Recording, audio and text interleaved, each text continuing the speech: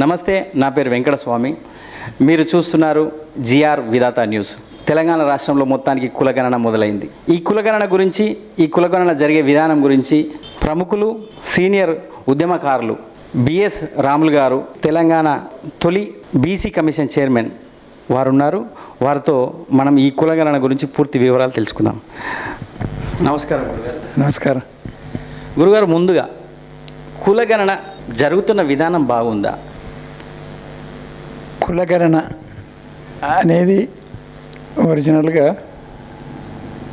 జనాభా లెక్కలతో పాటు తీయాల్సిన అవసరం ఉండింది. 1949లో జనాభా లెక్కలకు సంబంధించినటువంటి ఒక చట్టం రాజ్యాంగంలో చేర్చడం జరిగింది. ప్రతి 10 ఏళ్ళకోసారి జనాభా లెక్కలు తీయడం సాంప్రదాయం ప్రపంచవ్యాప్తంగా. మనకి భారత రాజ్యాంగంలో ఎస్సీలకు, ఎస్టీలకు రిజర్వేషన్స్ ఉన్నాయి కాబట్టి వాళ్ళకు సంబంధించినటువంటి కులాలకు సంబంధించిన వివరాలని జనాభా లెక్కలో తీయడం జరుగుతూ వస్తుంది. మన దగ్గర ఈ బీసీలకు సంబంధించినటువంటి కులాలు, విభిన్న వృత్తులు, విభిన్న రక్త సంబంధాలు, అందువల్ల వాటిని తీయాల్సింది ఉండే.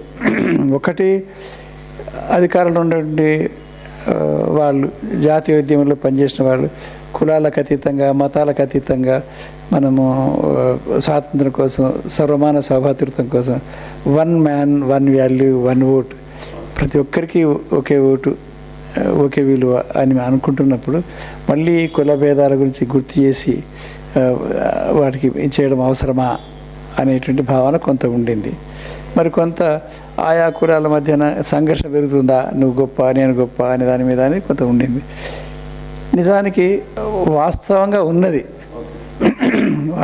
కులం ఉన్నదాన్ని ఉన్నట్టుగా గుర్తించడం అవసరం కదా. అయితే ఉన్న వాస్తవాలను గుర్తించాలి. ఎందుకంటే కులాల వారికి పెళ్ళిళ్ళు అవుతున్నాయి, కులాల మధ్యనే పెళ్ళిళ్ళు, ఆ తర్వాత కులానికి ఒక సంస్కృతి ఉన్నది, పండగల విషయాలు తేడా ఉంది, వాళ్ళ పూర్వీకుల విషయంలో తేడా ఉంది, పాటలు, జానపద గీతాలు, బట్ట కట్టడంలో, నగలు తీసుకోవడంలో, చాలా వాటిల్లో తేడా ఉంటుంది. ఒక 50 ఏళ్ళ క్రితం అయితే మనము మహిళలని వాళ్ళు కట్టుకునే బట్టలు, వేసుకునేటువంటి నగలతోటి ఏ కులమో చెప్పవచ్చు, అట్లా ఉండేది. అందువల్ల అట్లా ప్రత్యేకంగా వాళ్ళ సంస్కృతి కొనసాగుతూ వచ్చింది. పాటలు, పెళ్ళిళ్ళు, చావులు, జన్మదినాలు వగైరా. ప్రస్తుతానికి జరిగే కులగణన గురించి చాలా అపోహలు ఉన్నాయి. ఆధార్ కార్డు కానీ తీసుకోవడం కానీ, ఇట్లాంటి వేరే పత్రాల గురించి వివరాలు అడగడం కానీ, వీటి మీద అపోహలు ఉన్నాయి. ఇప్పుడు జరిగే విధానం మీరు సరిగ్గానే ఉందని మీరు ఎలా చూస్తారు? సరిగ్గానే ఉందని చెప్తారా? సరిగ్గా ఉంది, సమగ్రంగా ఉంది. ఈ ఫార్మాట్ని మేమే తయారు చేసాం. బీసీ కమిషన్ తొలి చైర్మన్గా మేమే దీన్ని కర్ణాటకకు వెళ్ళి, తమిళనాడుకు వెళ్ళి చూసాము, అనేక విషయాలు చర్చ చేశాము. అంబాశంకర్ కమిషన్ 1982లో తమిళనాడులో ఈ కులాల గణనలు చేయడం జరిగింది. దాని ఆధారంగానే ఇవాళ తమిళనాడులో మనకి 69% రిజర్వేషన్స్ అమల్లోకి వచ్చినాయి. అందువల్ల ఆ అంబాశంకర్ కమిషన్ 1982లో చేసిన దాన్ని తీసుకున్నాము. దేవనూరు కమిషన్ కర్ణాటకలో చేసిన దాన్ని తీసుకున్నాము. లేటెస్ట్గా హెచ్ కాంతారాజా చైర్మన్గా మనకి కర్ణాటకలో జరిగింది. 20 రోజులు మొత్తం కర్ణాటక రాష్ట్రం అంతటా వాళ్ళు కులగణన చేశారు. ఆ తర్వాత ఒక 10 రోజులు బెంగళూరులో చేశారు. ప్రత్యేకమైనటువంటి స్పెషల్ డ్రైవ్. ఎందుకు స్పెషల్ డ్రైవ్ చేయాల్సి వచ్చింది? అపార్ట్మెంట్ సంస్కృతి, వాచ్మెన్లు ఉంటారు, రానివ్వరు, రాత్రి డ్యూటీకి పోతారు, పగలు డ్యూటీకి పోతారు. అందువల్ల బెంగళూరులో చేయడం కష్టమైపోతే 20 రోజులు మొత్తం కర్ణాటక రాష్ట్రం అంతటా కులగణన జరిగిన తర్వాత 10 రోజులు మొత్తం స్టాఫ్ బెంగళూరులో కేంద్రీకరించి 10 రోజుల్లో చేయడం జరిగింది. అయితే ఇప్పుడు మామూలుగా కొన్ని వీడియోలు వైరల్ అవుతున్నాయి. వివరాలు ఇవ్వద్దు, ఆధార్ కార్డు నెంబర్ చెప్పొద్దు, మన పర్సనల్ ఆస్తుల వివరాలు చెప్పొద్దు, ఇవన్నీ వాళ్ళకి అవసరం లేదు.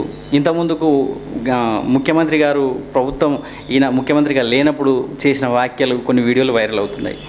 అయితే ఇప్పుడు ఆధార్ కార్డు నెంబర్ అడిగితే కానీ వాళ్ళ వ్యవస్థ వాళ్ళ ఏంది అనేది తెలియని పరిస్థితి. ఇప్పుడు ఒక కుటుంబం పరిస్థితి, ఆధార్ కార్డు తీసుకుంటే ఆయన ఏ కులము ఏంది అనేది దాంట్లో వివరాలు ఉంటాయి. కాబట్టి కొంతమంది అంత పర్సనల్ డేటాని ఎలా అడుగుతారు అనే దాని మీద బాగా వైరల్ అవుతుంది. దాని గురించి మీరు ఏమంటారు? ఇది ఉన్నది ఉన్నట్టు చెప్పడానికి అభ్యంతరం లేని వాళ్ళకు ఏ అభ్యంతరం లేదు. ఉన్నది దాచుకొని చెప్పడానికి ఇవన్నీ అవసరమవుతాయి. ఇప్పుడు బ్లాక్ మనీ ఉండే వాళ్ళకు బాధ, 3-4 భార్యలు ఉన్న వాళ్ళకి బాధ, బ్లాక్ మార్కెట్ చేసే వాళ్ళకి బాధ, ఇట్లా వక్ర మార్గం పట్టినటువంటి వాళ్ళకు బాధ ఉంటుంది. తర్వాత కులం పేరు చెప్పుకోవడం పట్ల ఇష్టం లేని వాళ్ళు ఉంటారు. అంటే నా కులం చిన్నది అనే భావన వల్ల కావచ్చు. అవి నేను అగ్రకులం అని చెప్పుకొని రెంట్కున్నాను, ఇప్పుడు నా కులం తెలిస్తే నన్ను ఇంట్లోకి వెళ్ళగొడతారేమో, రేపు నన్ను చిన్న చూపు చూస్తారేమో నాకు బాధ ఉంటుంది. కొందరికి వామపక్ష భావాలు ఉన్న వాళ్ళకి లౌకికవాదము, సామ్యవాదం అనుకునే వాళ్ళు కులాలను ఎప్పుడో వదిలేసాము, మేము కులాంతర వివాహం చేసుకున్నాము, ఇప్పుడు మమ్మల్ని కులాలకు అంటగట్టడం ఏమిటి అనే బాధ కూడా ఉంటుంది. అంటే అట్లాంటి ఆప్షన్ కూడా ఒకటి దాంట్లో సెట్ చేసినట్టున్నారు. ఏ కులము? అవును, మేము మొట్టమొదట సమగ్ర కుటుంబ సర్వే 2014 ఆగస్టులో కేసీఆర్ గారు తీసుకొచ్చినట్టు 54 కాలమ్స్ ఏవైతే ఉన్నాయో వాటిని మళ్ళీ కర్ణాటకకు తీసుకుని వెళ్ళి కర్ణాటకలో మరికొంత వివరంగా చేసుకొని దాన్ని డెవలప్ చేశారు. దాన్ని మళ్ళీ మేము బీసీ కమిషన్ తరఫున తీసుకొచ్చి దాన్ని తయారు చేయడం జరిగింది.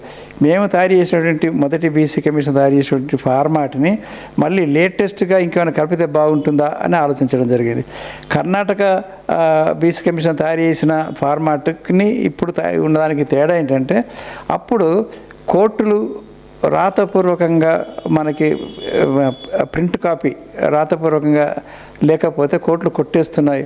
మీరు సెల్ ఫోన్లలో కంప్యూటర్లో రికార్డ్ చేస్తే వాళ్ళు ఒకటి చెప్తే మీరు ఒకటి నింపినారు కావచ్చు అని చెప్పేసి అనే అవకాశం ఉంటుంది, సంతకం ఉండదు కాబట్టి కష్టం అని చెప్పి అనడం వల్ల వాళ్ళు 8000 ఫార్మాట్ని ప్రతిదీ నింపి పెట్టుకున్నారు. ఇప్పుడు మనం అదే కాకుండా మనము దానికన్నా అడ్వాన్స్మెంట్ వెంటనే మనం కంప్యూటర్కి ఇస్తే అవన్నీ వివరాలన్నీ క్రోడీకరించబడుతుంటాయి. అందువల్ల సమగ్ర కుటుంబ సర్వే 2014 దానికి కర్ణాటకది అడ్వాన్స్మెంట్, కర్ణాటక దానికి మీద మళ్ళీ మనది టెక్నాలజికల్గా మరికొంత అడ్వాన్స్మెంట్. ఇప్పుడు ఇంకా అడ్వాన్స్ అంటున్నారు. అయితే ఇప్పుడు ఈ వివరాలన్నీ ప్రభుత్వం ఎవరికి తెలియకుండా గోప్యంగానే ఉంచుతుందని మీరు భావిస్తున్నారు? గోప్యంగానే ఉంటాయి. మనము ఒక సెల్ ఫోను కనెక్షన్ కావాలంటే అన్నీ నింపమంటున్నాడు కదా, ఒక సెల్ ఫోన్ కనెక్షన్కి. మరి అలాగే నువ్వు ఒక గూగుల్ కావాలన్నా లేకపోతే ఇంకేదైనా కావాలన్నా అన్నీ నింపమంటున్నారు. అక్కడ లేని అబ్జెక్షన్ ఇక్కడ ఎందుకు ఉంటుంది? సో ఇలాంటి అపోహలు ఏం పెట్టుకోకూడదని అంటారు మీరు జనానికి ఇచ్చే సందేశం? ప్రభుత్వం దగ్గర సమాచారం ఉంటే ప్రభుత్వానికి మేలు, మనకు మేలు. ఇప్పుడు మనం ఒక ఇల్లు రిజిస్ట్రేషన్ చేసుకుంటున్నాము, ఒక స్థలం రిజిస్ట్రేషన్ చేసుకుంటున్నాము. ఇది దేనికి? మనకు రక్షణ కోసం.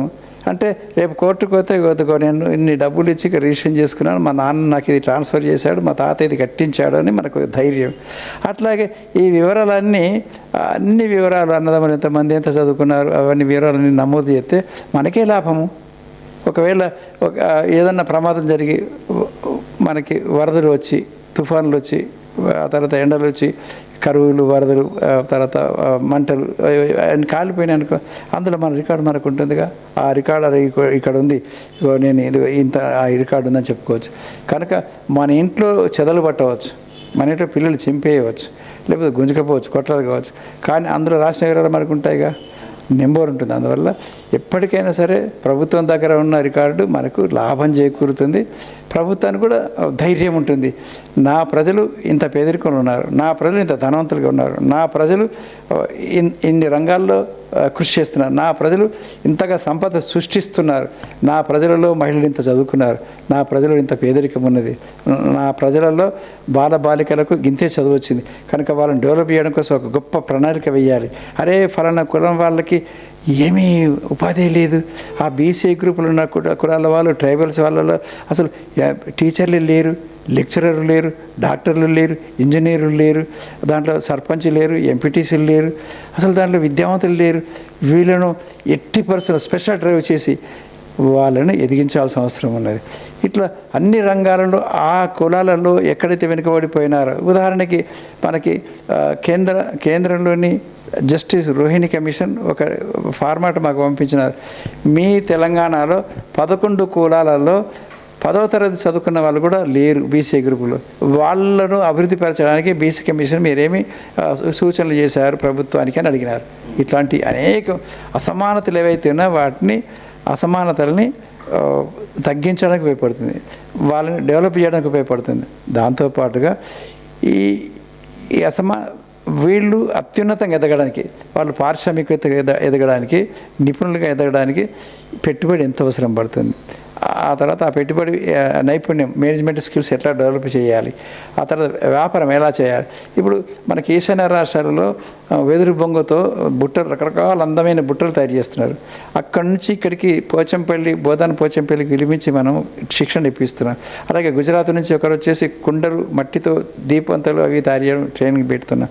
అట్లా ఎక్కడ ఏ నైపుణ్యం ఉన్నదో ఆ నైపుణ్యం దాన్ని మార్కెటింగ్ చేయడము ఎలా అనేది నేర్పడం చాలా అవసరం. ఆ మార్కెటింగ్కి, ఆ ఉత్పత్తి మార్కెటింగ్. ఇప్పుడు ఉదాహరణకి మనకి ఇక్కడ ధూళిపేటలో వాళ్ళు సారా కాస్తున్నారు, సారా కాసి అమ్ముతున్నారు. అమ్మడే కాకుండా వాళ్ళు కూడా తాగి చనిపోతున్నారు.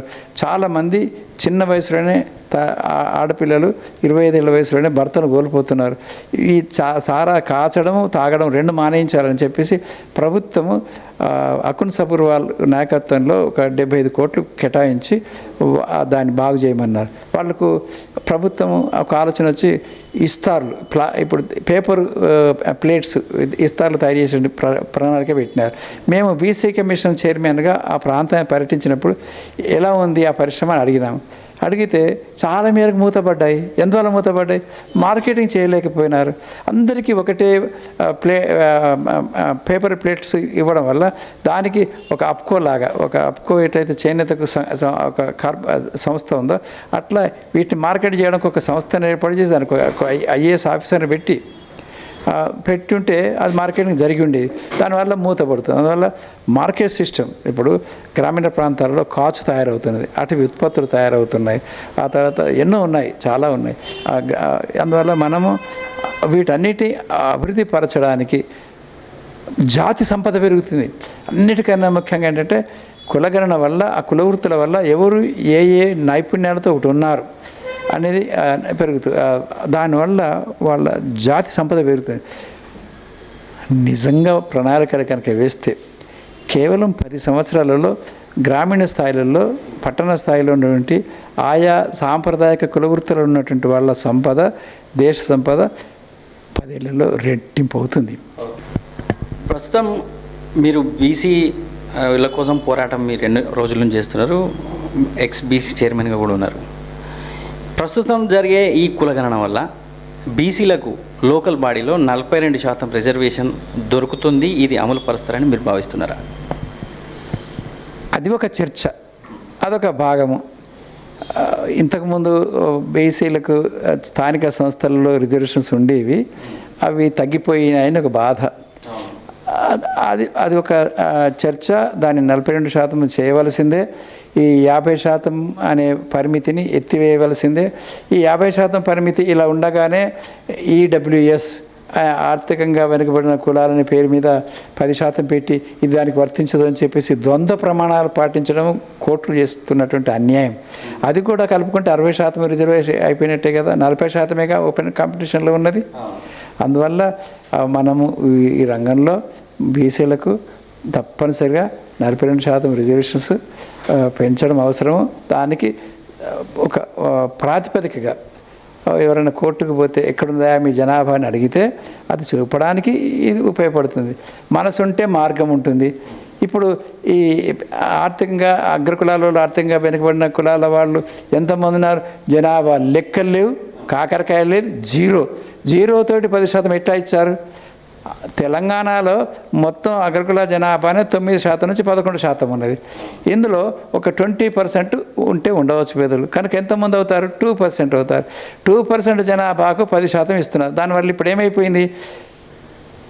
ఎస్టీల కన్నా, గిరిజనుల కన్నా, ఎస్సీల కన్నా 25,000 ర్యాంకుతోటి ఒక ఎస్టీకి మనకి ఒక ఎంబీబీఎస్ సీటో ఇంజనీరింగ్ సీటో వస్తే 50,000 70,000 ర్యాంక్ తర్వాత వీళ్ళకు ఆర్థిక వెనుకబడిన పేరు మీద వాళ్ళకి సీట్ వస్తే వాళ్ళు రేపు ఏమైనా చదువుతారా? వాళ్ళు ఏమైనా చేస్తారా?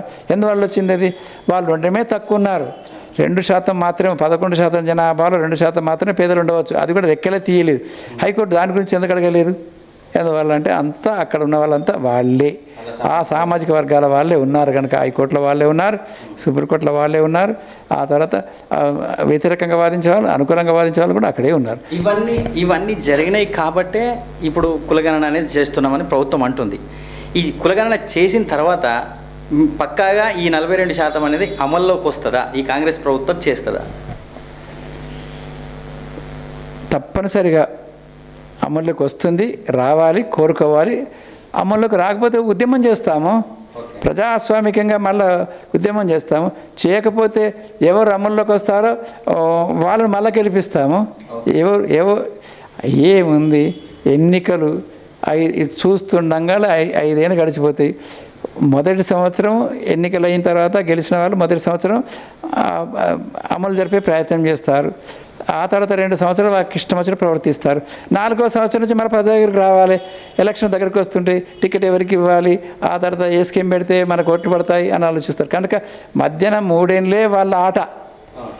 స్టార్టింగ్ మొదటి సంవత్సరం అనుకునే చేయాలి, చివరి సంవత్సరం అనుకునే చేయాలి.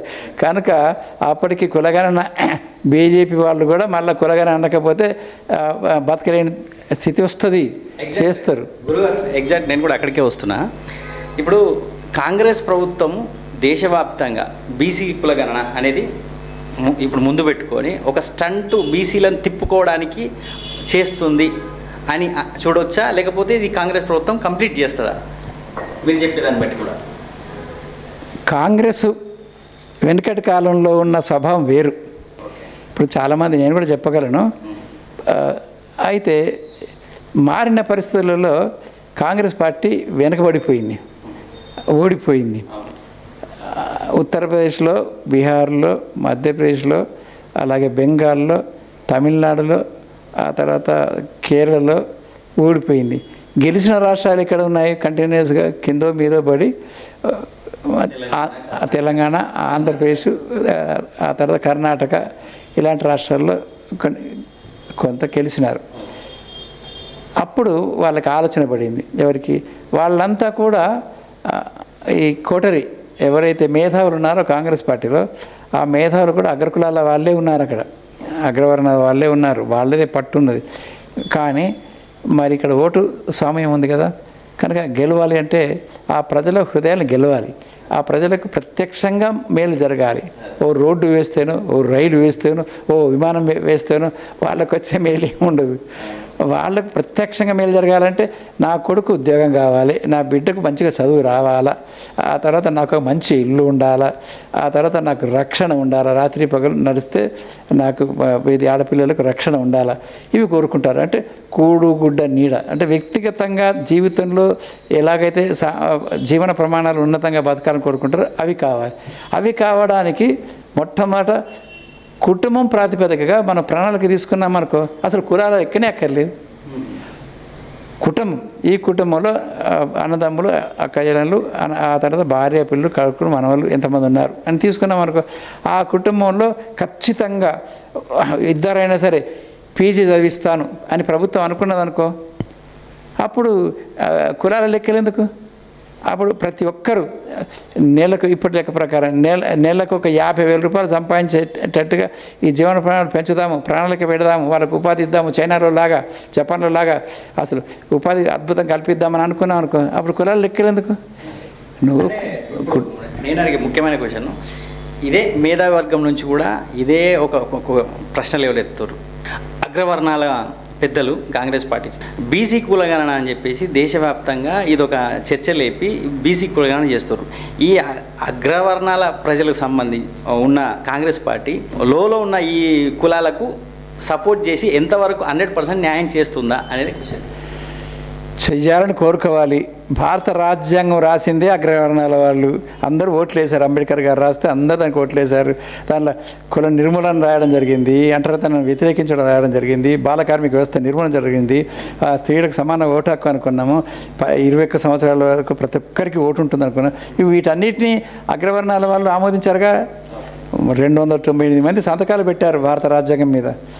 ప్రియాంబుల్ రాసుకున్నాం, కులరహిత మతరహిత అందరూ సమానంగా ఉండాలి.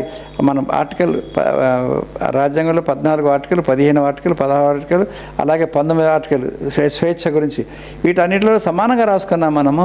అందువల్ల వాళ్ళు ఉదార హృదయులే, ఉదారంగా ఉండగలగాలి. మన యొక్క అనుమతితో, మన యొక్క ఆమోదంతో, మన యొక్క అంగీకారంతో, మన ఓటుతో వాళ్ళు గెలవదలుచుకున్నారు. అలా గెలవదలుచుకున్నప్పుడు ఖచ్చితంగా బీసీలకు మేలు చేస్తారు. మన ఓట్లు ఎక్కడున్నాయి? మన దగ్గరే ఉన్నాయి. కానీ మన జేబులో ఉన్నట్టు ఓటు వాళ్ళ డబ్బాలో ఈవీఎంలో పడాలంటే మనకు ఒక మేలు జరగాలి. నువ్వు 5 ఏళ్ళు పరిపాలించడానికి నువ్వు పరిపాలించే క్రమంలో మాకేం మేలు చేస్తావు? మా బీసీలకి మేము పేదలుగా ఉన్నాము. భారతదేశంలో ఇప్పటికీ 60% పేదలుగా బతుకుతున్నారు. సొంత ఇండ్లు లేవు, డిగ్రీ చదువుకున్న వాళ్ళు లేరు. మరి లండన్లో, బ్రిటన్లో, ఇంగ్లాండ్లో 100% చదువుకున్న వాళ్ళు ఉన్నారు. మరి మన దగ్గర ఎందుకు లేరు? అందువల్ల మనము కోరుకుంటాము, వాళ్ళు చేయాల్సిన అవసరం ఉంది. మళ్ళీ అది ఎవరి కోసము? కేవలం వ్యక్తి కోసమా? ఈ జాతి సంపద పెరుగుతుంది. జాతి సంపద పెరిగితే ప్రభుత్వ సంపద పెరుగుతుంది, అంటే దేశ సంపద పెరుగుతుంది, దేశం సుసంపన్నమవుతుంది. అందువల్ల ఎవరికి చేసినా సరే, ఏ రంగం చేసినా సరే, ఇప్పుడు టాటా చేశాడు, ఆ సంపద అంతా జాతి సంపద కదా.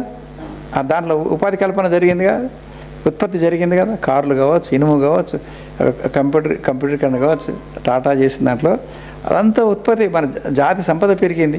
అందువల్ల ఈ కులాలు ఎదగడం వల్ల జాతి సంపద పెరుగుతుంది. ఆ తర్వాత జీవన ప్రణాళిక పెరుగుతాయి. ప్రపంచానికి మనం పేదలం కాదు అని చెప్పుకునే అవకాశం ఉంటుంది. ఇవాళ ప్రపంచంలో అందరికన్నా పేదలుగా ఉన్నటువంటి, అత్యంత తక్కువ చదువుకున్నటువంటి సమాజం ఉన్నది భారతదేశంలోనే. అవన్నీ లెక్కలు చూపిస్తున్నారు. వాళ్ళందరూ పైకి తీసుకురావాలి. మనం ఎదుగుదాము, ఎదిగిన వాళ్ళని ఎదుగుదాము. ఆ కులగణన వల్ల కింది వాళ్ళకి లాభం జరిగితే మాకేం లాభం అని అనుకుంటే అది అంత స్వార్థం అవుతుంది, అది అన్యాయం అవుతుంది. అది మానవతా దృక్పథంతో ఆలోచించాల్సి వస్తుంది. మనం విశ్వసించాలంటారు. ఓటు హక్కు ఉన్నంత కాలం ఏ సామాజిక వర్గమైనా సరే తమకు అవసరమైన వాటిని ఆ ఓటు హక్కు ద్వారా ఆయా పార్టీలను ఒప్పించి ఆందోళన చేసి, ఉద్యమాలు చేసి సాధించుకోవడం సాధ్యమే. ఓకే అండి. ఇప్పుడు ప్రస్తుతానికి వస్తే తెలంగాణ రాష్ట్రంలో బీఆర్ఎస్ పార్టీ ఇంతవరకు కుల గణనకు మేము అనుకూలం కానీ వ్యతిరేకం కానీ ప్రకటించలేకపోతుంది, ప్రకటించలేదు కూడా. బీఆర్ఎస్ పార్టీకి సంబంధించిన నాయకులు కానీ పార్టీ కానీ ఎందువల్ల? దాంతో వాళ్ళకి బీసీల నుంచి వాళ్ళకి ఏమైనా వ్యతిరేకత వస్తుందనే ఏదైనా భయం ఉందా? వాళ్ళ బాధ ఏంటంటే బీఆర్ఎస్లో ఉన్నది వాళ్ళు ఏలుమూలు ఉన్నారు, ఏళ్ళ మొదలు ఉన్నారు. వాళ్ళ జనాభా ఎంత? 1,35,000 మాత్రమే. ఈ సమగ్ర కుటుంబ సర్వేలో నేను గవర్నమెంట్ నుంచి తెప్పించి బీసీ కమిషన్ చైర్మన్ చూసినాను. 1,35,000. అరే 1,35,000 ఇతడే మంత్రి, ఇతడే జడ్పీ చైర్మన్, ఇతడే ముఖ్యమంత్రి, ఇతడే అనేక సంస్థలకు లోపాయికారిగా ఉంటారు. ప్రతిమా ఇంజనీర్ కాలేజ్, మెడికల్ అన్ని వీలైన అరని అనే ఫీలింగ్ వస్తుంది. అందువల్ల అతి తక్కువ జనాభా ఉండడం వల్ల వారి లోపల బాధ ఉన్నది.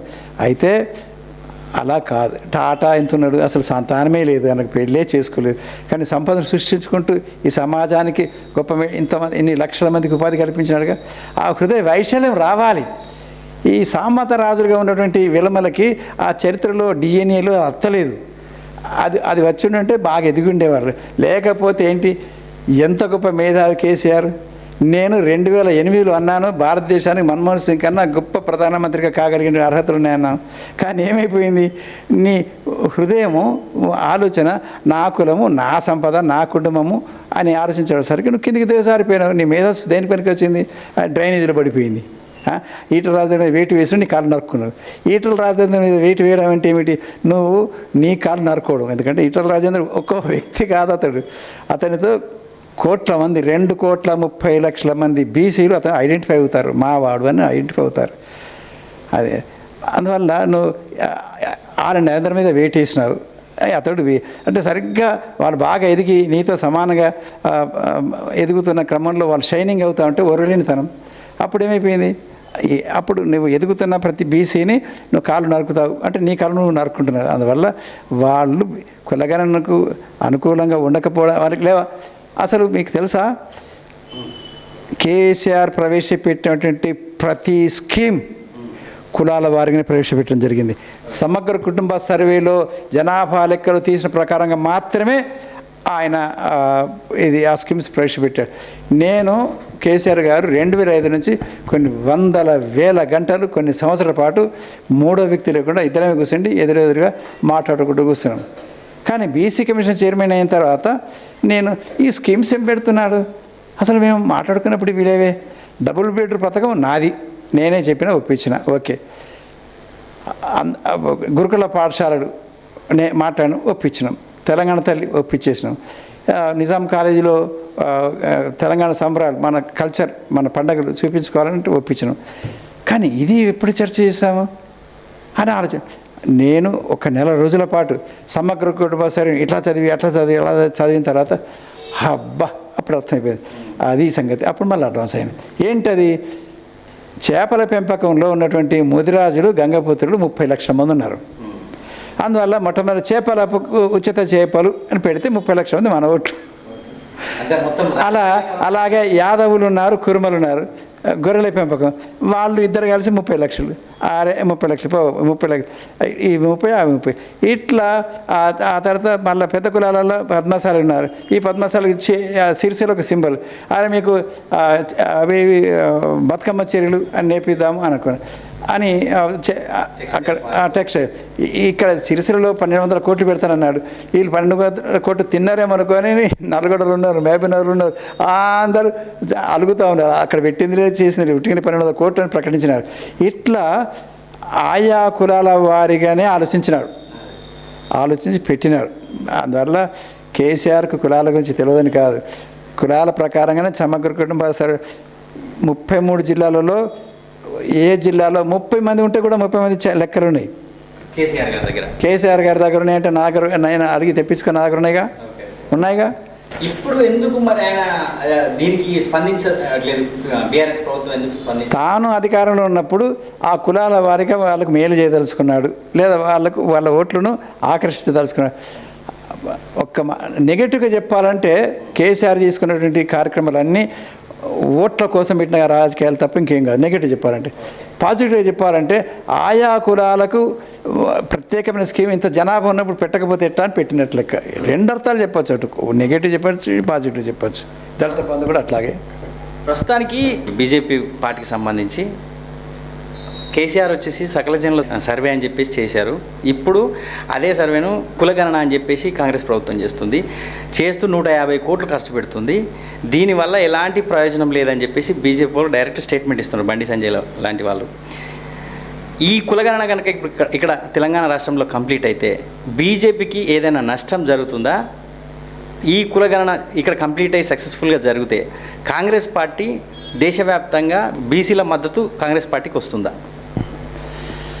కాంగ్రెస్ పార్టీకి దేశవ్యాప్తంగా బీసీల మద్దతు రావాలంటే తమిళనాడు ఉన్నది, ఆంధ్రప్రదేశ్ ఉన్నది, తెలంగాణ ఉన్నది, ఉత్తరప్రదేశ్లో వేరే పార్టీ ఉన్నది, బెంగాల్లో వేరే పార్టీ ఉన్నది, మధ్యప్రదేశ్లో వేరు, ఛత్తీస్గఢ్లో వేరు, ఆ తర్వాత బీహార్లో వేరే పార్టీలు ఉన్నాయి, ఆ తర్వాత హర్యానాలో వేరే పార్టీ ఉంది, ఆ తర్వాత ఢిల్లీలో వేరే పార్టీ ఉంది, పంజాబ్లో వేరే పార్టీ ఉంది. అందువల్ల వాళ్ళు అది గమనించే ఇండియా అనే పార్టీని ఒక కూటమి తయారు చేసుకున్నాం. మనం కాంగ్రెస్ పార్టీ గత మన చరిత్ర అయిపోయింది, ఇప్పుడు మనల్ని కాదని చరిత్ర ముందుకు పోయింది, ప్రాంతీయ పార్టీలు ఎదిగినాయి కనుక వాళ్ళని కాదని మళ్ళీ మనం జాతీయ పార్టీకి ఎదగడం సాధ్యం కాదు కనుక ఇండియా అనే దాంతో ముందు ఒక సంఘటన కట్టి ఆ రాష్ట్రంలో మీరే అధికార పార్టీ, మాకు కూడా కొన్ని సీట్లు ఇవ్వండి అని అనుకుంటూ ఎదుగుదామని ముందుకు వచ్చినారు. మొట్టమొదటి స్టార్ట్ చేసింది బీజేపీ, ఆ తర్వాత కాంగ్రెస్ దాన్ని అందుకున్నది. అందువల్ల కాంగ్రెస్ పార్టీ జాతీయ స్థాయిలో ఎదిగే కృషి చేస్తుంది. తెలంగాణలో కాంగ్రెస్ ప్రభుత్వం కులగణన కంప్లీట్ సక్సెస్ఫుల్గా చేసి దేశవ్యాప్తంగా వాళ్ళు వెళ్తే బీజేపీ ప్రభుత్వానికి మైనస్ జరుగుతుందా? బీజేపీ దీనికి పోటీగా ఎప్పుడైనా సరే ఒక ఆల్టర్నేటివ్ ప్రోగ్రామ్ తీసుకుంటుంది. చాలామందికి బీజేపీని కేవలం మతతత్వ పార్టీ, మతం మీద ఆధారపడుతుందని అంటారు. మతాన్ని ప్రచారం చేసుకొని నిలబెట్టుకుంటారు, ఓటు సంపాదించుకుంటారు. కానీ అంతర్గతంగా ఏదైతే వ్యతిరేకిస్తున్నారో దాన్ని సమర్థించుకుంటుంటారు. కులాల ప్రకారంగానే వాళ్ళు టికెట్లు ఇస్తారు, కులాల ప్రకారం ఎన్నుకుంటారు, కులాల ప్రకారం చేసుకుంటారు. అందువల్ల వాళ్ళు మొట్టమొదటినే ఏం చేశారు, ముస్లింలలో వ్యతిరేకత వస్తుంది కనుక ముస్లింలలో చీలిక తీసుకురావాలి. సగం ముస్లింలు ఎవరు ఉంటారు? ముస్లింలు సగం ముస్లింలు ఎవరు? మహిళలు. కనుక వాళ్ళు బాధపడుతుంది ఏంటి, విడాకుల చట్టంతో తలాక్తో బాధపడుతున్నారు. కనుక తలాక్ చట్టం చెల్లదు అన్నారు. సగం మంది ముస్లిం మహిళలు ముందుకు వచ్చేసినారు. సాంప్రదాయక ఉంటారు, పాతదాన్ని అంగీకరించిన కొత్త వాళ్ళు అయితే మంచి చట్టం అనుకుంటారు కదా. అట్లాగే ఇప్పుడు రేపు చేయబోయేటువంటి నియోజకవర్గాల పునర్విభజన తర్వాత మహిళలకు 25% రిజర్వేషన్స్ అని ఎప్పుడో ఒక చట్టం పాస్ చేసిన రాజ్యాంగంలో సవరణ పెట్టిన కనుక ఆ లోట్లో మాకు అనుకుంటారు. అందువల్ల ఒకటి అనుకుంటారు. అయినప్పటికీ బీజేపీలో చాలా మేరకి బీసీలు తమ స్వస్వరూప జ్ఞానాన్ని కోల్పోయి అందరూ కొనసాగుతున్నారు. వాళ్ళు లోపల మాట్లాడుతుంటారు. పైగా ఈ కులగణన వద్దు అని మాట నార్త్ ఇండియాకి సంబంధించింది. సౌత్ ఇండియాలో మెజారిటీ జనాభా అంతా బీసీ ఎస్సీ ఎస్టీలో ఉన్నారు. నార్త్ ఇండియాలో అగ్రకులాల వాళ్ళు ఉన్నారు. వాళ్ళ జనాభా అది తెలిసిపోతే ఆ తర్వాత బీసీ కులాలు తెలిసిపోతే వాళ్ళు అధికారంలో వాటా అడుగుతారు, మన ఆధిపత్యం పోతుందని బాధ. అయితే ప్రస్తుతానికి తెలంగాణలో బీసీ ఉద్యమం అని ఒక్కొక్కరు ఒక్కొక్క విధంగా మొదలు పెడుతున్నారు. ఈ బీసీ ఉద్యమాలు స్వాతంత్రం వచ్చినప్పటి నుంచి జరుగుతూనే ఉన్నాయి. ఇలాంటి బీసీ ఉద్యమాలు చేస్తున్నారు చాలామంది స్వాతంత్రం వచ్చినప్పటి నుంచి. వీళ్ళు లక్ష్యాన్ని చేరుకోకపోవడానికి గల కారణం ఏంటి అసలు? మీరు ఒక బీసీ నాయకుడిగా ఏం చెప్తారు? ఇదిగో మనము బాస్కెట్బాల్ ఆడుతుంటాం. బాస్కెట్బాల్ ఆడుతుంటే పిల్లలు ఇట్లా పట్టి బాల్ ఎత్తుతూ ఉంటారు. అది ఆ రింగు పైన ఉంటుంది. నువ్వు 5 ఫీట్లు అయితే 5 ఫీట్ ఎత్తేళ్ళు ఎత్తుంది, 6 ఫీట్ అయితే 6 ఫీట్ ఎత్తు. అది అంత ఎత్తుకు ఎదిగితే బాగా ఎత్తేసినావు అనుకో అది అడ్డం పడుతుంది. సరిగ్గా స్లోగా బాస్కెట్ బాల్లో బాల్ పడితే నీకు ఆట వచ్చినట్టు. ఇట్లా ఎంతోమంది అక్కడ ఆడుతూ ఉంటారు బాస్కెట్ బాల్. దానికి కొందరికి మాత్రమే స్పీడ్ తక్కువ, తర్వాత చాలా నెమ్మదిగా అలా పడాలి, స్పీడ్గా వేసిన సరే పడాలి, ఆ చెక్క కొట్టుకుని కూడా అలా పడాలి. ఇది నైపుణ్యం. అట్లా తెలంగాణ ఉద్యమం 1996లో స్టార్ట్ అయింది. మళ్ళీ తెలంగాణ ఉద్యమం అట్లా 42 సంవత్సరాలు వచ్చినాయి. అందరు బాల్ వేసారు, బాస్కెట్ బాల్ వేసినారు, ఇట్టేసారు, ఇట్టేసారు. కేసీఆర్ వచ్చిండు, 1,00,000 మంది అన్నాడు, 2,00,000 మంది అన్నాడు, మీటింగ్ అన్నాడు, అది అన్నాడు, ఇది ఆ బాల్ 4 బడులు మొదలైంది. అందువల్ల ఇన్ని సంఘాలు ఉంటే ఇన్ని సంఘాలలో ఒకరు కరెక్ట్గా బాల్ అండబట్టేట్టుగా వేయాలి. దీనికి మరొక తీరు చెప్పారంటే 12 ఫీట్ల గోడ ఉన్నది. అందరూ 2 ఫీట్లు 3 ఫీట్లు దుంకుతారు, కింద పడుతున్నారు. 12 ఫీట్ల గోడ దుంకాలి అవతలకి. 12 ఫీట్ల గోడ హై జంప్. ఈ హై జంప్ చేయగలిగిన వాడు లీడర్. అది కేసీఆర్ చేసిండు. అట్లా బీసీలలో అట్లా హై జంప్ చేసేట నాయకత్వం వచ్చినాడు ఖచ్చితంగా విజయం సాధిస్తారు. ఇప్పుడు వీళ్ళందరూ ఏంది, ఎవరికి వాళ్ళు 50 మంది 100 మంది 5,000 మంది 50,000 మంది 2,00,000 మంది ఆర్గనైజ్ చేస్తూ అంటున్నారు అని అక్కడికి ఆగుతాయి. ఇదంతా ఒక బేస్, ఒక భూమి దున్నడం, ఆ తర్వాత విత్తనాలు వేయడం, కొద్దిగా చిన్న పంట పడుతుంది.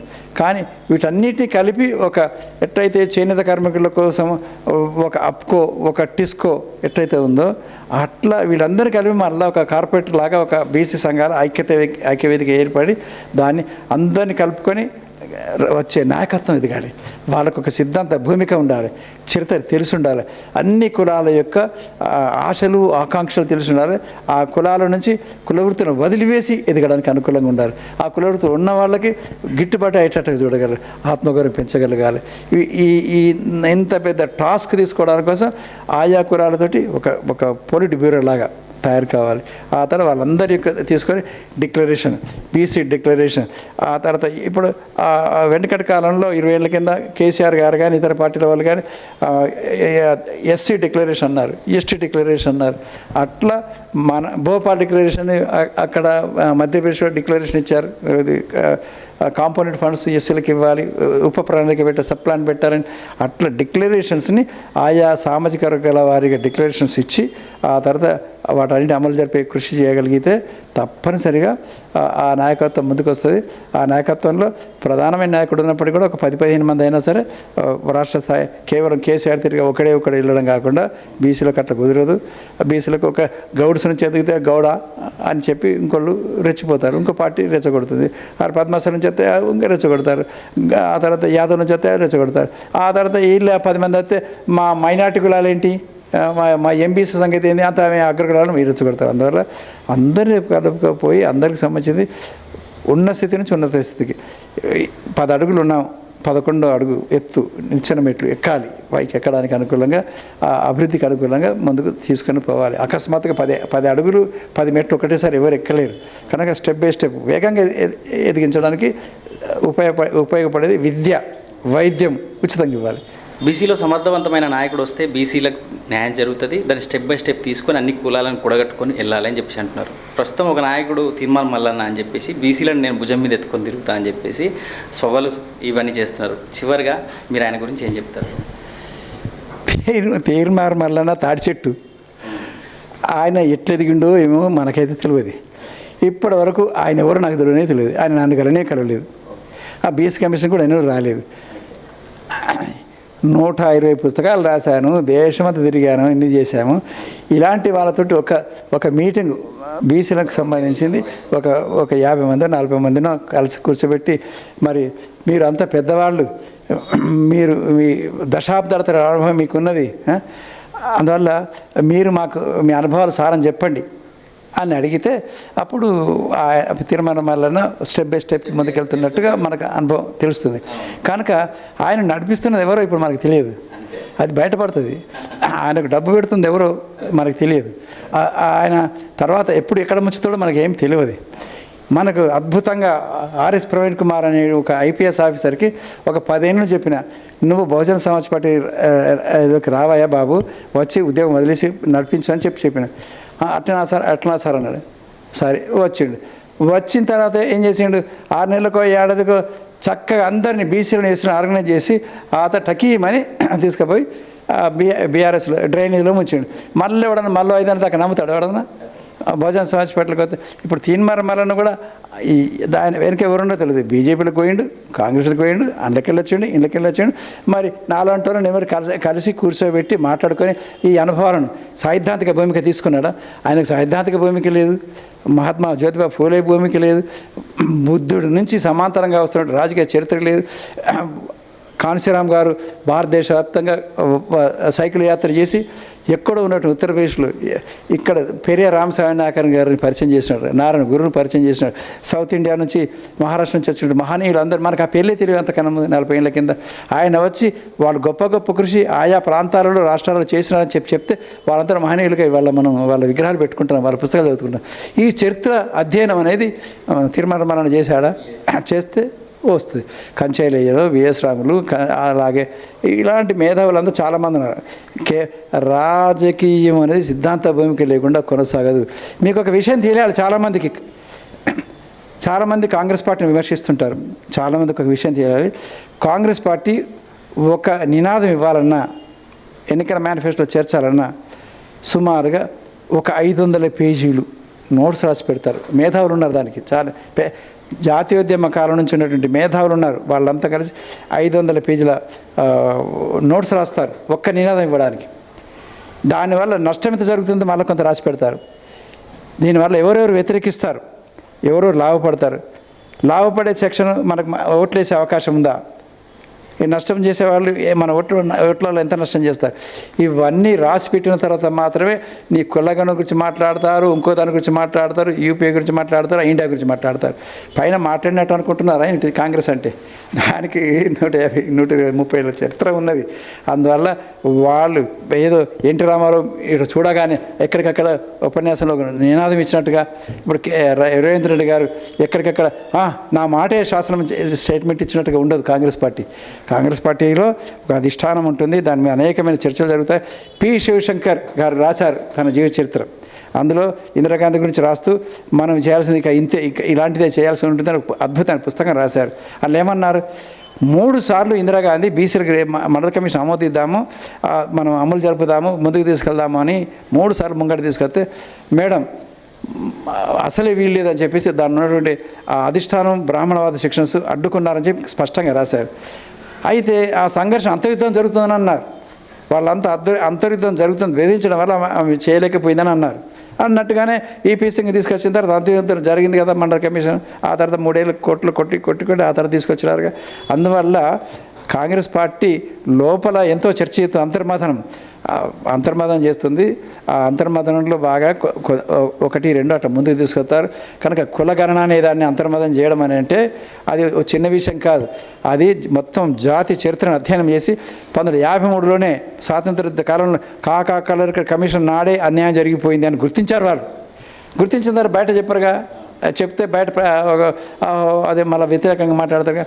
అలాగే మండల కమిషన్ అప్పుడు కూడా మనం సరైన నిర్ణయం తీసుకోలేదు, అన్యాయం జరిగిపోయిందని వాళ్ళకి గుర్తింపు వచ్చేది. దానివల్లనే భారతదేశంలో ఎన్ని ప్రాంతీయ పార్టీలు పెరగడానికి ప్రధాన కారణం బీసీ రిజర్వేషన్స్ రాజ్యాంగంలో పెట్టకపోవడమే. తెలుసా ఈ విషయం? ఎవరైనా చెప్పగలుగుతున్నారా? మల్లన్న పైన ఉన్న వాళ్ళు ఆర్గనైజ్ చేస్తున్నారు, కానీ కింద సిద్ధాంత ఆర్గనైజేషన్ ఏంటి? సిద్ధాంతం ఏది? నీకున్న సిద్ధాంతం ఏమిటి? నువ్వు ఏ చరిత్రకు వారసుడివి? నువ్వు ఈ శూద్రుల చరిత్రకు వారసుడిగా ఏ మేరకు తీసుకొస్తున్నావు? ఆ చరిత్రని ఎన్ని పుస్తకాలు చేస్తున్నావు? ఎంతమంది మేధావులతో పుస్తకాలు రాయించి చేశారు? ఇప్పుడు ఉదాహరణకి నేను బీసీ కమిషన్ చైర్మన్గా వచ్చిన అనుభవంతో భారత రాజ్యాంగం ముఖ్యాంశాలని పుస్తకం రాసి బీసీలకు ఎస్సీలకు ఈ రాబోయే 20 సంవత్సరాలు ఏమేం చేయాలో ఒక 150 పేజీల ముందు మాట రాశాను. ఆ ముందు మాట ముందుకు తీసుకొని పోయి చెప్పగలుగుతున్నామా మనం? ఈ నాయకులు చెప్తున్నారా? ఎవరు చెప్పట్లేదు. నేనే మళ్ళీ దానికి భారత రాజ్యాంగంలో ముఖ్యాంశాలను 60 పేజీల పుస్తకంగా మార్చి ఏం చేశాను? అది ఒక 10,000 కాపీలు పెంచాను. నేను ఈ మొన్న జరిగిన ఎలక్షన్ల ముంగట మన బీసీఎస్సీ నాయకులు దాన్ని ఒక 70,000 కాపీలు అచ్చు వేసుకొని ఇంటింటికి పంచి ఇస్తే 70,000 ఇళ్ళలు పంచితంతా 2 లక్షల జనాభా. అరే నీ పేరు అక్కడ ఉంటుందిగా, ఎవరిచ్చారు? ఆ పుస్తకం పారేయరు. భారత రాజ్యాంగంలో ముఖ్యాంశాలు అందులో ఉండేటి పారేస్తారా? నీ 10 ఏళ్ళైనా పారేయరు. పంచమంటే ఒక్క మహానుభావుడు కూడా ముందుకు రాలేదు. ఒక పిల్లవాడు ముందుకు వచ్చాడు, 5,000 కాపీలు వచ్చేసినాడు. ఇంకోళ్ళ ముందుకు వచ్చి 10,000. భారత రాజ్యాంగ ముఖ్యాంశాలు అనే పుస్తకాన్ని ఇప్పుడు మీకు ఇచ్చాను. అది ఆ పుస్తకాన్ని అచ్చు వేసి నువ్వు ఇంటింటికి పంచు. ఆ తర్వాత దాని గురించి యువకులకు శిక్షణ తరగతులు పెట్టు. ఎవరికి ఓటేయాలి వాళ్ళు నిర్ణయించుకుంటారు. అసలు భారత రాజ్యాంగమే తెలియదు. ఎన్నెన్నో పుస్తకాలు మాట్లాడారు, ఎన్నెన్నో సినిమాలు తీస్తారు, ఎన్నెన్నో పాటలు రాస్తారు. అసలు మనం పరిపాలిస్తూనే భారత రాజ్యాంగం. సుప్రీంకోర్టు పరిపాలించడం లేదు, పార్లమెంటు పరిపాలించడం లేదు, మన ఐఏఎస్ ఆఫీసర్లు పరిపాలించడం లేదు, ఈ పారిశ్రామికవేత్తలు పరిపాలించడం లేదు. ఏది పరిపాలిస్తున్నది? మనము భారత రాజ్యాంగం నీడలో బతుకుతున్నాము. భారత రాజ్యాంగం మనం పరిపాలిస్తున్నది. భారత రాజ్యాంగంలో 3 ముఖ్యాంశాలు పెట్టుకున్నాము. సుప్రీంకోర్టు అని, ఎమ్మెల్యేలని, ఎంపీలని, ఆ తర్వాత రాజ్యాంగం మన వీళ్ళని, ఏది పరిపాలన వ్యవస్థ అని పెట్టుకున్నాం. భారత రాజ్యాంగం మనం పరిపాలించే కోసం పెట్టుకున్నాం. భారత రాజ్యాంగం గురించే తెలుసుకోకుండా మనం ఎన్నికల్లో పోటీ చేస్తాము, మనకు ఈ ఉద్యోగం రావాలి, అది అందుకు చేస్తాడు. మొట్టమొదట భారత రాజ్యాంగం చదవండి. దాంట్లో ఎలక్షన్ల పాటు కాకుండా అసలు భారత రాజ్యాంగం హక్కులు ఏమిటని దాని మీద నేను భారత రాజ్యాంగం ముఖ్యాంశం పుస్తకం రాశాను. ఇది ప్రతి ఎమ్మెల్యేగా పోటీ చేసే వాళ్ళకు నిజంగానే బీసీ నాయకులు చిత్తశుద్ధి ఉంటే ఎమ్మెల్యేగా పోటీ చేసేవాళ్ళు, సర్పంచ్గా పోటీ చేసేవాళ్ళు, ఎంపీపీగా పోటీ చేసేవాళ్ళు, జడ్పీటీసీగా పోటీ చేసేవాళ్ళు, వాళ్ళ నియోజకవర్గంలో ఇంటింటికి కొట్టి పంచండి. మీరు అచ్చువేయండి, అచ్చువేసి ఎవరి పేరు మీద అచ్చువేయండి. ఎలక్షన్ల ముందు అచ్చువేస్తే అది ఎన్నికల ఖర్చుల కిందకి వస్తుంది. ఏడాది ముందు వచ్చేసి పంచండి. ఏడాది ముందు వచ్చేసుకొని మీ గురించి ప్రచారం చేసుకోండి అన్న, పార్టీ పేరు పెట్టుకోకుండా. ఎలక్షన్ల ముందు ప్రచారం చేస్తే మాత్రమే ఎలక్షన్ ఖర్చు. ఏడాది ముందు ఖర్చు చేసుకో, సమాజ సేవ అంటారు. 2 ఏళ్ళ ముందు వచ్చేసి పంచండి. ఇప్పుడు మన తెలంగాణ తీసుకుంటే మనకు ఒక 2,50,00,000 కాపీలు భారత రాజ్యాంగ ముఖ్యాంశాల పుస్తకాన్ని పంచు. ఎవరికేముంది 1 లక్ష రూపాయలు పెట్టుకుంటే ఈ 5,000 కాపీలు వస్తాయి, ఇట్లా పెట్టుకొని పంచు. అదే 20 రూపాయలు పుస్తకం వచ్చేస్తే 20 రూపాయలు, హోల్సేల్ వచ్చేస్తే 19 రూపాయలు పడుతుంది. ఈ పనులు చేయరు, తాగడానికి డబ్బులు ఇస్తారు, తాగడానికి డబ్బులు పెడతారు, లేకపోతే కరపదు. అది మొదట జ్ఞానవంతులు చేయండి, ప్రజలని విజ్ఞానవంతులు చేయండి, చైతన్యపరచండి. ఆ తర్వాత ఆ చైతన్యంతో ఓట్లు వేసుకుంటారు, గెలుపుకుంటారు. అందువల్ల సిద్ధాంత భూమిక చాలా ముఖ్యం. ఇప్పుడు భారతీయ చరిత్ర శూద్ర పుస్తకం అచ్చివేశారు. ఈ సమస్త సంపద సృష్టించింది ఈ వీసీలు, శూద్రులు, అతిశూద్రులు రాశాను, సాధికారికంగా చెప్పాను, లెక్కలు ఇచ్చాను, ఎక్కడెక్కడ ఎంత సంపద సృష్టించాను. ఆ పుస్తకం మరి 1000 కాపీలు అచ్చివేశాను. చదువుతున్నారా? చాలా. అందువల్ల సిద్ధాంత భూమిక చాలా ముఖ్యం. నేను తిన్నాను, నా కడుపు బాగుంది అనుకుంటే ఎవరినడికి పరిపాలకులు కాలేరు. పరిపాలకులు కావాలంటే సిద్ధాంత భూమిక చాలా అవసరము, డబ్బు అవసరము, శక్తి.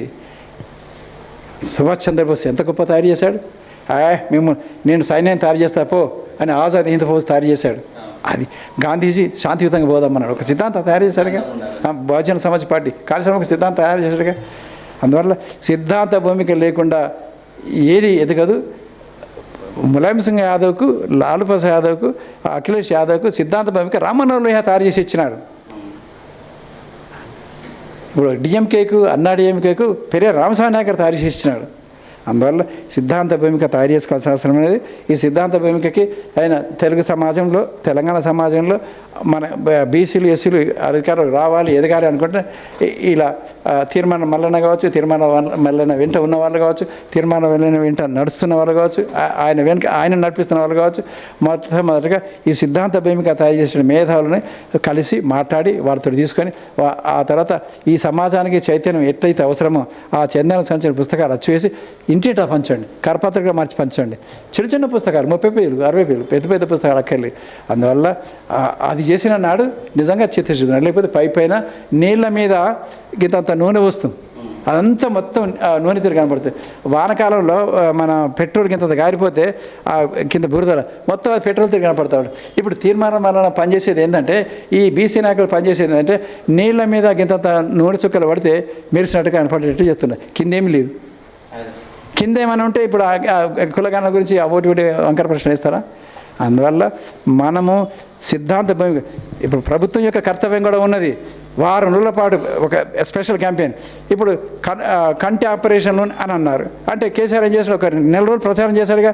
కులగణన గురించి ప్రతిరోజు అదే మాట్లాడుతా అని చెప్పి, పొద్దున సాయంత్రం మాట్లాడుతా అని చెప్పి అన్ని టీవీలలో మాట్లాడి, ముఖ్యమంత్రి మంత్రులు మాట్లాడుతూ మాలాంటి వాళ్ళతో మాట్లాడిస్తే ఈ కులగణన గురించి వంకర ప్రశ్న వస్తాయా? బీఆర్ఎస్ ఉంటుందా? ఎవరైతే వ్యతిరేకిస్తున్నా బీఆర్ఎస్ వ్యతిరేకిస్తున్నా వాళ్ళని అలా పక్కకు పడేసి ముంగటికి వెళ్ళిపోతారు. ప్రభుత్వంలో ఉన్న వాళ్ళకు ప్రభుత్వ యంత్రాంగం చాలా ఉన్నది. నువ్వు రోజైతే పని పెట్టు. కేసీఆర్ చేసినాడుగా, దాని గురించి ఎంత అద్భుతంగా ప్రచారం చేశాడు కదా.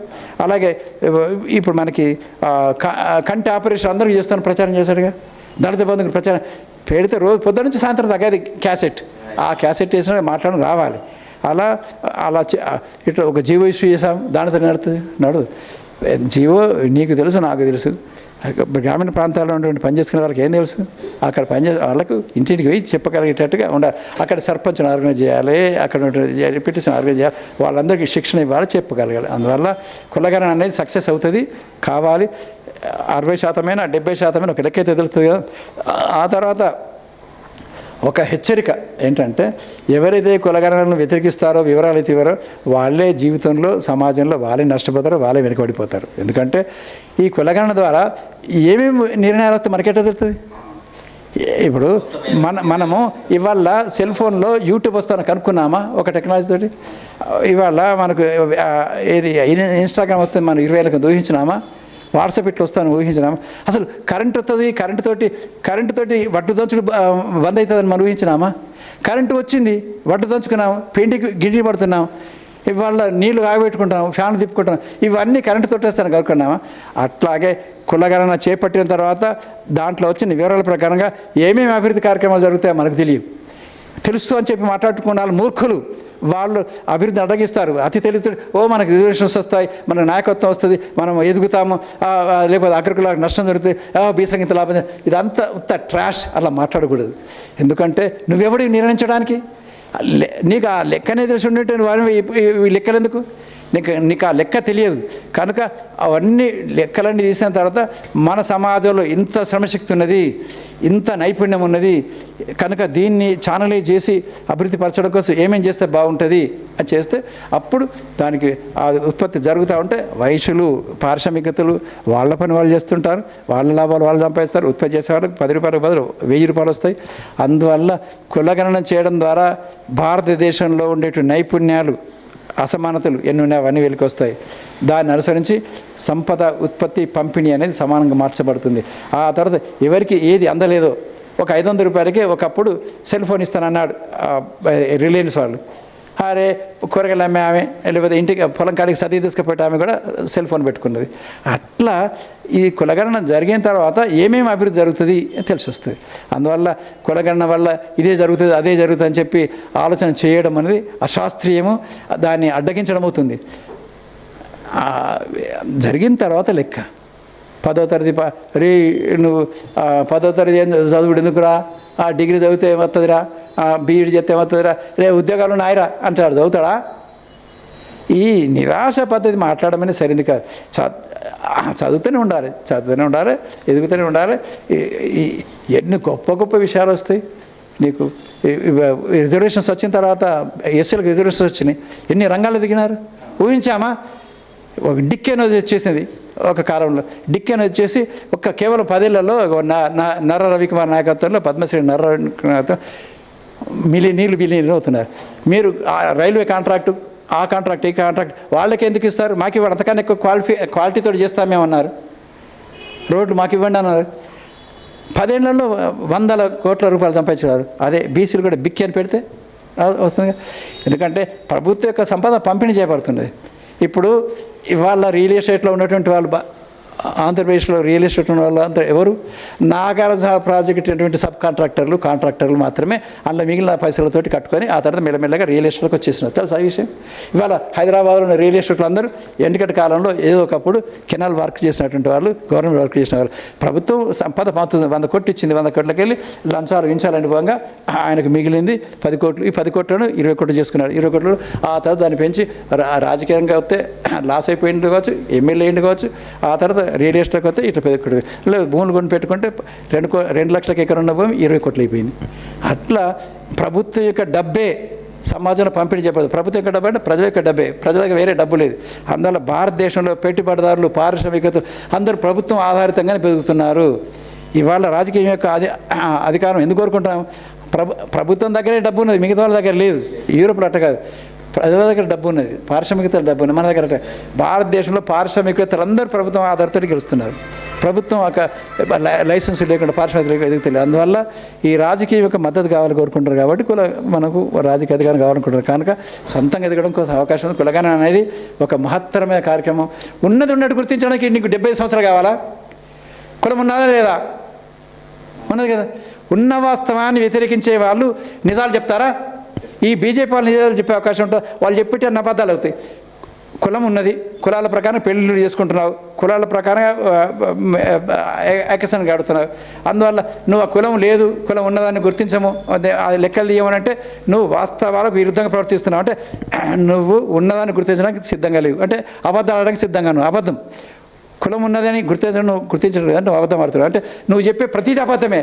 ఎవరైతే కులగణను వ్యతిరేకిస్తారో, ఎవరైతే ఉన్నట్టు గుర్తించడానికి వాస్తవాలు గుర్తించడానికి వ్యతిరేకిస్తారో, కులాల వివరాలు చెప్పడానికి సిద్ధపడరు, కులాల వివరాలు అవసరం లేదని మాట్లాడుతున్నారు, కులగణన అవసరం లేదనైతే సుప్రీంకోర్టుతో సాగి ఎవరైనా మాట్లాడితే వాళ్ళందరూ అవాస్తవాలు చెప్తున్నారు, అబద్ధాలు ఆడుతున్నారు. వాళ్ళు జీవితంలో చెప్పి అన్ని అబద్ధాల కింద లెక్క అని చెప్పి ప్రజలు గమనించాల్సి కోరుతున్నాను. ఇది బిఎస్ రాములు గారి అభిప్రాయం. ప్రతి పౌరుడు కులగణనకు మద్దతు ఇవ్వాలి, అనుకూలంగా వ్యవహరించాలి, కులగణను సపోర్ట్ చేస్తూ వాళ్ళ వివరాలు ఇవ్వాలని చెప్పేసి స్ట్రైట్గా చెప్తున్నారు. బీసీలు బాగుపడాలంటే బీసీలో ప్రత్యేకమైన నాయకత్వం రావాలి. బీసీలలో బీసీ అంటే ఒక కులానికి 2 కులాలకు సంబంధించి కాదు, చాలా కులాల సమూహమే బీసీ. ప్రతి కులం గురించి కూలంకుషంగా తెలిసిన వ్యక్తి, తెలిసిన నాయకుడు కనుక బయటకు వస్తే తప్పకుండా బీసీలకు న్యాయం జరుగుతుందని చెప్పేసి బిఎస్ రాములు గారు చెప్తున్నారు. విధాత న్యూస్, నా పేరు వెంకట్.